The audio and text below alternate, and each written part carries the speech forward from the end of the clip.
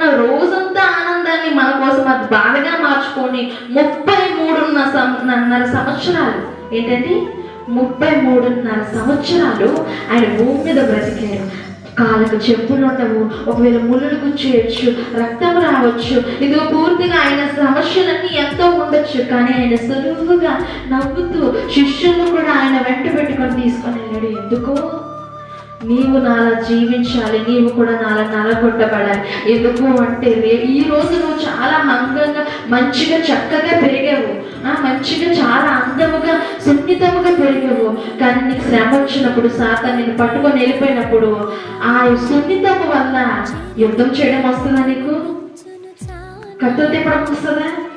ఒక మాట అండి, ఒక దొంగ వచ్చాడు, చాలా అయ్యో నేను చాలా సున్నితంగా పెరిగాను, నా యొక్క నెయిల్ పాలిష్ పోతుంది, లేదు అంటే నా అందం పోతుంది, లేదంటే నా మేకప్ పోతుంది, లేదంటే నాకు ఉన్నవన్నీ పోతాయి అని చెప్పి దొంగ వచ్చినప్పుడు నచ్చినట్టు ఇదయ్యేమనుకో ఏం చేస్తాడు?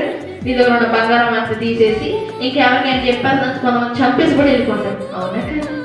మనకు మనం రక్షించుకోలేంటి? బీ స్ట్రాంగ్ అంటే గట్టిగా మనము ధైర్యముగా భయం లేకుండా ఆయన ఎదిరించే రీతిలో మనం ఉండాలి. అప్పుడు ఎలా ఉంటుందండి?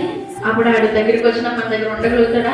మనం ధైర్యంగా నిలబడితే పోలీసులకు కాల్ చేస్తే ఆడ మాటకే భయపడిపోతారు. ఫస్ట్ మన మాట ధైర్యంగా ఉండాలి, మన ప్రవర్తన ధైర్యంగా ఉండాలి.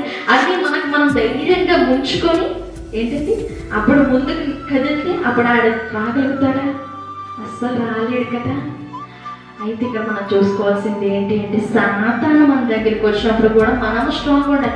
ఎలా స్ట్రాంగ్గా ఉండాలనుకుంటున్నారు? ఏంటంటే దేవుని వాక్యమే ఆడికి భయం, దేవుడు వచనాలు, దేవుడు పేరంటేనే ఆడికి భయము.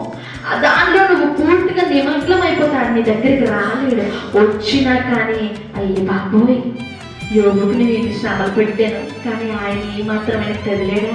ఎన్నో శోధనలు పెట్టాను ఆయన్ని కానీ కదిలేడా? ఇలానే వీళ్ళు కూడా ఉన్నారు, ఇది కూడా ఈ విశ్వాసులు అందరూ అలానే ఉన్నారు. ఇంకా నేను ఇక్కడ ఉండగా పారిపోతామని చెప్పి పారిపోవాలి. సంవత్సరంలో నువ్వు చేసుకోవాల్సిన విషయం ఏంటో తెలుసా? ఈ కొత్త సంవత్సరంలో నువ్వు నేర్చుకోవాల్సిన విషయం ఏంటో తెలుసా? శోధనను జయించడం నువ్వు నేర్చుకోవాలి. కొత్త సంవత్సరంలో ఏ శోధనలోనైనా కానీ నువ్వు పడకుండా నీకు నువ్వు కాపాడుకోవాలి. ఒకవేళ నువ్వు శోధనలో పడినా నీ దేవుడే నిన్ను కాపాడుతాడంట, నీ దేవుడే నిన్ను ఆదరిస్తాడంట, నీ దేవుడే నీకు ఓదార్పుని దయచేస్తాడంట. నువ్వేం చేయాలి? ఓదార్పు నీకు కావాలి అంటే నువ్వేం చేయాలి? ఆ శోధన రావాలి కదా. చూడు దేవుడు ఏం చెప్పాడంటే ఇక్కడ మళ్ళీ కొంచెం జాగ్రత్తగా చదువుదామా అండి. ఏంటంటే